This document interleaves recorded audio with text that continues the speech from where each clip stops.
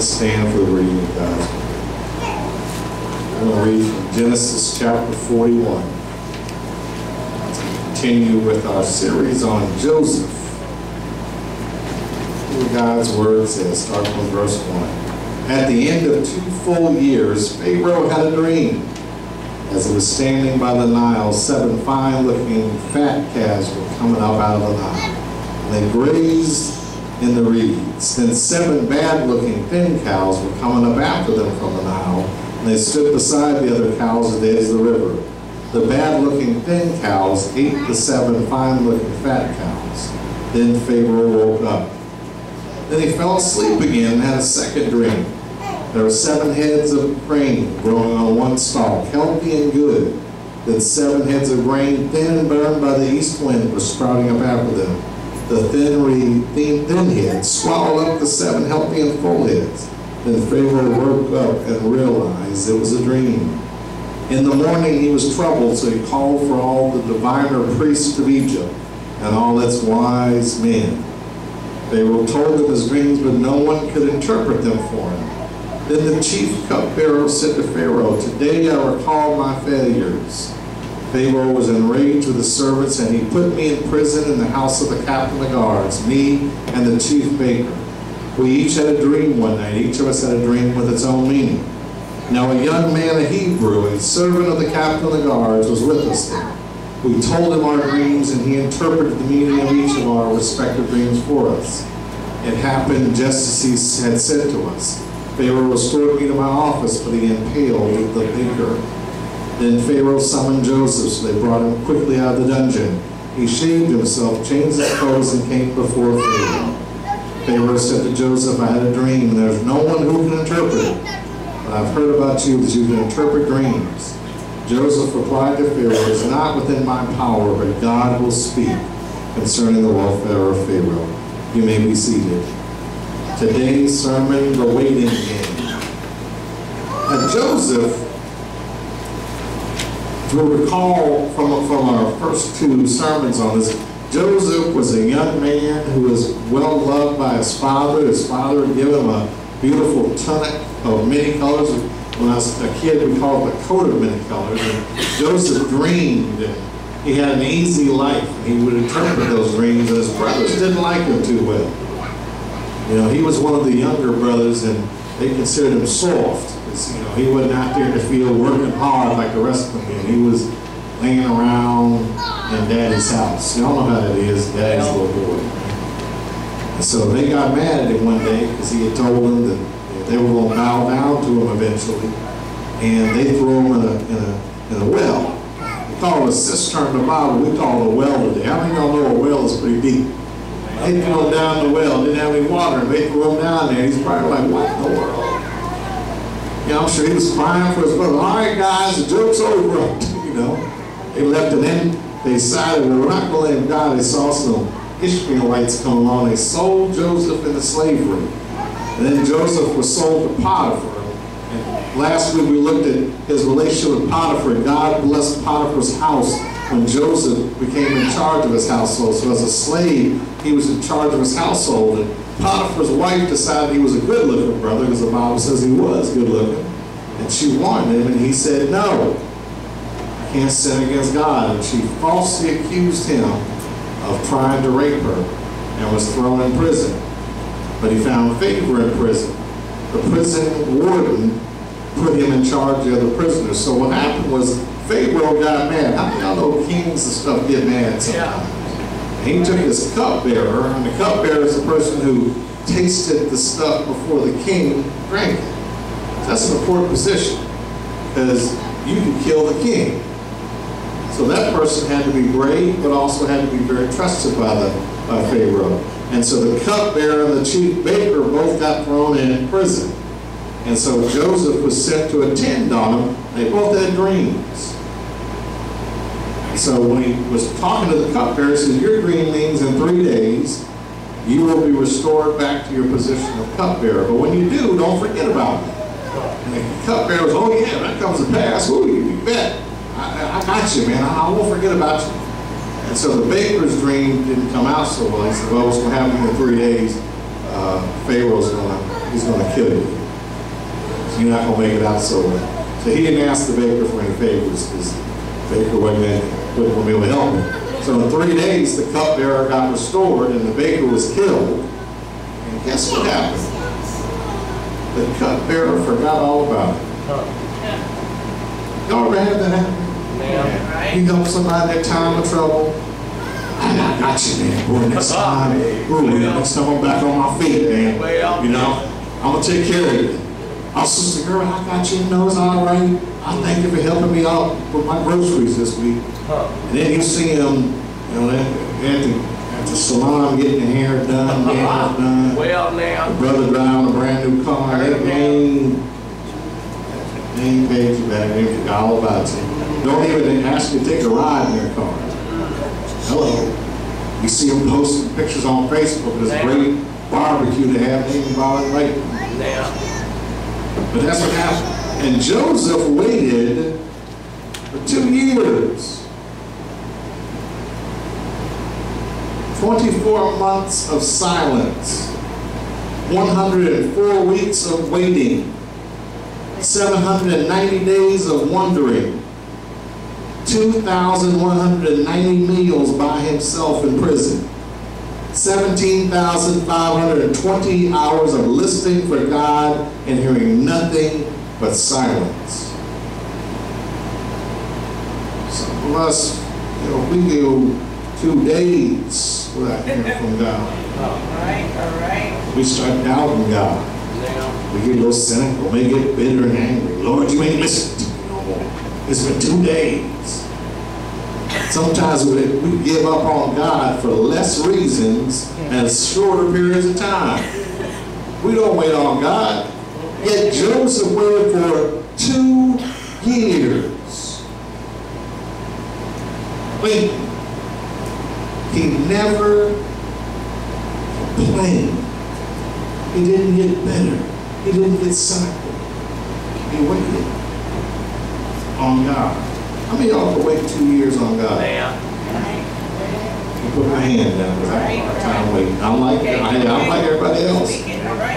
I'll pray to God and I expect instantaneous answers. Lord, I need this. Oh, well, he had an answer, so let me go do it myself. Well, you know how we do it. Now, come on, say it. 2 years waiting on God. He's in prison, wrongly accused, been sold to slavery. Man. And his buddy forgot all about it. How many of y'all been in that situation? Yeah.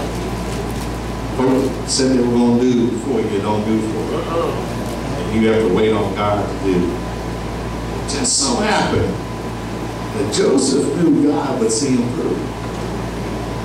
Joseph knew, he says, I'm in prison, but I'm elevated to a position where I'm in charge of the prisoners. When I was in Potiphar's house, I was in charge, and I did the right thing. I'm still trusting God. I'm going to continue to serve and be faithful. And then it happened.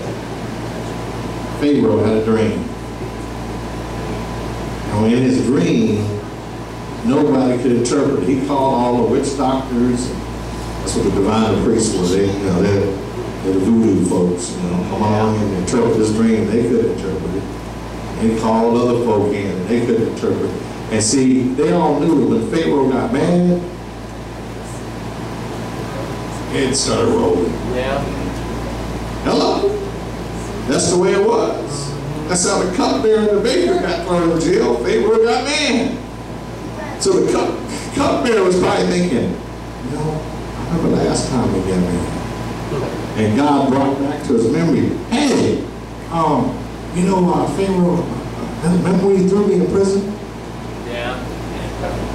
Yeah, I remember when I threw you in prison. Well, when I was in there was this Hebrew young man who, I kind of forgot about him, but, he interpreted my dream and the baker's dream, and those dreams came to pass. I'm sure he looked at him and said, Pharaoh, what took you 2 years? Pharaoh said, no, we're going to bring him to me. So they cleaned him up, because he had to look a mess in prison. They cleaned him up.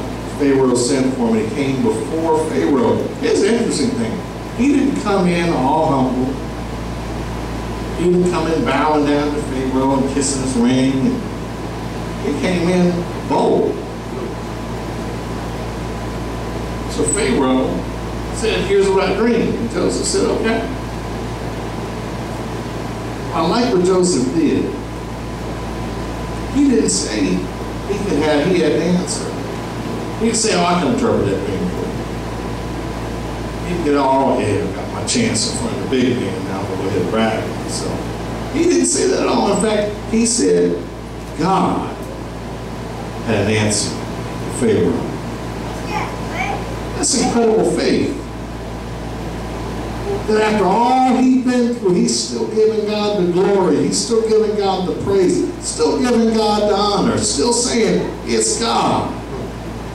See, we got to learn how to wait on God. We have to learn how to wait on God. I know in today's society of Instagram and Facebook and Tumblr and what's some of the other stuff out there, Pinterest, and boy, they got all kinds of instantaneous things. Where Twitter, we're my favorite one, where folks just speak their mind and act a fool on there sometimes.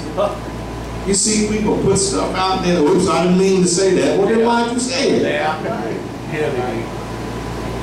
See, today we expect God to be up on Twitter. God, I need you. And if you don't answer quickly back, you know, we're all down the road. In fact, most of us, if we had been Joseph in prison with Twitter account, and that cupbearer forgot about us, we'd be talking about it. Nigga told me he was going to say do something. He ain't done nothing. Haven't you seen that on Facebook and Twitter and all that? Folks just talking about folks.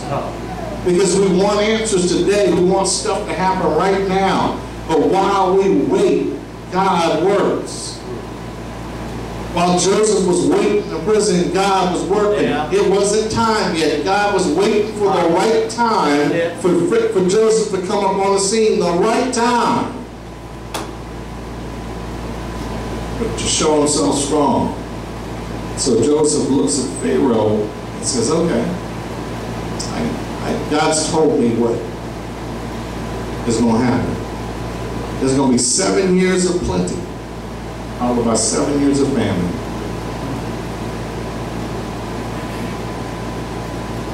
And then Joseph is bold. He interprets the dream and he doesn't just step back and wait. He proceeds to give Pharaoh some advice. He says, what you need to do is you need to set somebody over this stuff so you can set aside plenty of food and stuff, so when those 7 famine years come, you don't have to worry about it. You need to find somebody to do that with. And Joseph wasn't talking about himself. He was just telling them, hey, if I were you, I'd take care of this. And because of his confidence in God, he knew, God has placed me here at this time. I'm going to speak boldly. He kept telling him, God has told you it's going to be true because he showed it to you twice. He didn't say you, he said God has confirmed it. He kept talking about God. I'm sure the rest of the Egyptians were like, what are you talking about God? They didn't know Pharaoh was God. Huh? Y'all didn't know that, did you? Pharaohs and kings consider themselves gods. So you go up talking about another God, they're looking at you like, I'm telling you, who's this guy? And this is Pharaoh. He didn't kill you, you're on the spot.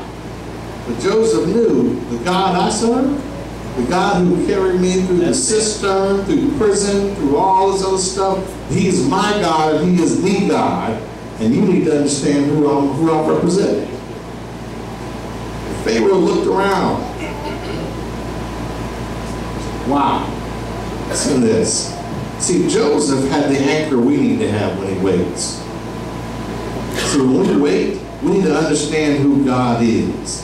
And have confidence that he's going to come through for us. He believed in God, gave him the credit. In verse 16, he said, God will speak concerning the welfare of Pharaoh. Verse 25, God has revealed to Pharaoh what he's about to do. Verse 32, the matter has been decreed by God and God will make it happen. How many of us do that when we're down in trouble? That we are so confident in God, we speak about what God's going to do. God's going to see me through this. Folks are looking at you, why are you smiling? You going through so much? Because God's going to see me through. God's got my back. I have faith in God. And folks will make fun of you, man. What are you believing in God for? That stuff is old-fashioned. That's not for us today. And that Bible, man, I wouldn't trust the Bible. So many people, you know, who wrote that thing anyway? Here's the boom part. After all that stuff, isn't that what they do on the road? That's goes, boom.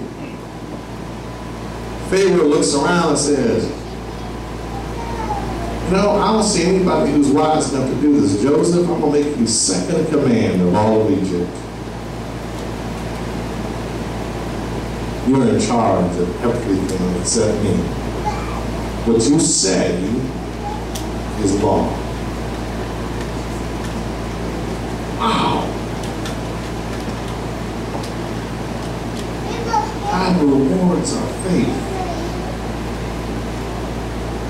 I guarantee you there were times in that prison that Joseph had to get on his knees and pray. Say to God, God, smile on me.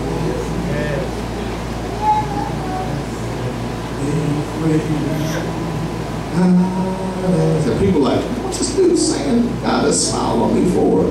He in prison. Because Joseph knew. Isaiah 40:31 says, but those who wait for the Lord's help find renewed strength. They rise up as if they had eagle's wings. They run without getting weary. They walk without getting tired. If you wait upon the Lord, He's going to make you strong. He's going to rise you up. Listen to this. How many of y'all could have gone through this? Joseph was betrayed 2 times, lied on, had promises broken, hatred shown to him, abducted 2 times, sold into slavery, abused, imprisoned, all before he was 30 years old.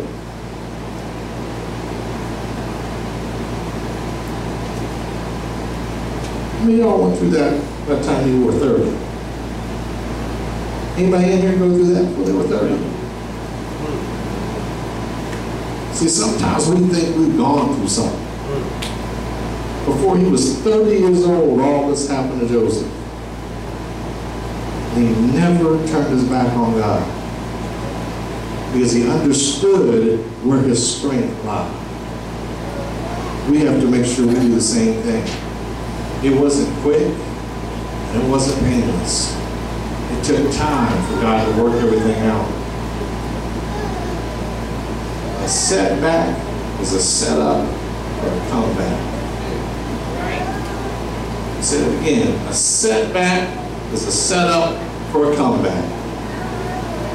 When you get something happens to you and it wasn't something you caused, and you know you're going through some struggles, understand that God is getting ready to do something special in your life. And Joseph understood that. He said, God has a plan for me, and I'm going to keep my eyes focused on God. Don't you think God can do the same thing for you? No matter what you're going through, no matter what you're struggling with, no matter what's happening, don't you think God is able to do it for you? Look at the pain in your past. Look at the times you've been betrayed in your life. Folks have let you down. Folks have done you wrong. Maybe you didn't have great parents. Maybe you got accused for some things you didn't do. Maybe you got lied on or hated or imprisoned. Maybe you were touched inappropriately. Something happened to you. And you look back and you wonder what the struggle. But understand this, God is in control. And no matter what you've gone through, no matter where you've been and what you're doing, what you're going through right now, God can see you through. God can still work miracles. There's no way, if we had looked at Joseph in prison, there's no way you would know that one day he would be the second in command of all of Egypt. And at that point, Egypt was the most powerful nation in the world. He went from slave to prime minister, in charge of everything. That's a miracle. And that's what God can do. See, God has a plan and purpose for all of us. Y'all believe that? God has a plan and purpose for everybody.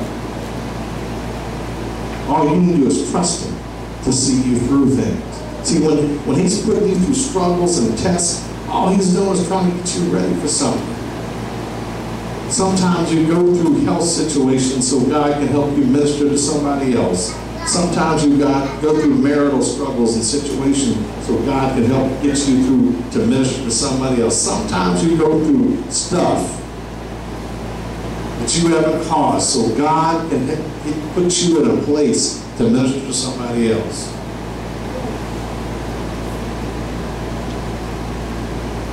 Don't worry about the struggle. Hold on to God. Wait on the Lord. God is good. No matter what. I guarantee you when Joseph left Pharaoh's presence that day, he went back to the new room again. He got on his knees and praised the Lord. Because he understood now that his faith was not vain. He understood now that all the stuff he'd gone through was for a purpose and a reason. And understand the purpose hasn't been fulfilled yet in our story. God has now put him in a place that he couldn't have seen happen. In a place he wasn't supposed to be. In a foreign country. In a position that he did not earn. God can place you in places that no one knows how you got there except God. God can put you in situations that people wonder, how did you get that promotion? How did you get that position? How did you get that job? How did you get that car? How do you have so much? Because God's in control. He's good. Let's stand to your feet. I want us to read these scriptures to live by together. I want you to take these home and read them. We're going to read them together. Psalm 136:1. Let's read that one together. Give thanks to the Lord, for He is good. Let's read it again. Let's say it loud like we mean it. Give thanks to the Lord, for He is good. One more time. Give thanks to the Lord, for He is good. Psalm 37:5. Let's read that together. Commit your future to the Lord. Trust in Him, and He will act on your behalf. That's true. That's the word of God. Commit your future to Him. He'll act on your behalf. Ephesians 3:20. Now to Him who by the power that is working within us is able to do far beyond all that we ask or think. That means that your imagination is not big enough for what God can do. Hallelujah. Some of y'all think, well, I got a big imagination and not as big as what God can do for you. Amen. Psalm 41. Let's listen to what it says here. I relied completely on the Lord, and He turned toward me and heard my cry for help. Let's read that one more time. I relied completely on the Lord, and He turned toward me and heard my cry for help. God will hear your cry. Richard Smallwood has a song called I Love the Lord, He heard my cry. He will. John 16:33. Let's listen to these words of Jesus. In the world you have trouble and suffering, but take courage. I have conquered the world. Let's read that one more time. Let's get loud with that one. In the world you have trouble and suffering, but take courage. I have conquered the world. Jesus has conquered the world. He's conquered the world. That's why we serve Him. Because death doesn't have sting, and troubles and trials, they can't confuse us. He's already conquered the world for us. All we have to do is believe it. I want to open the doors of the church this morning.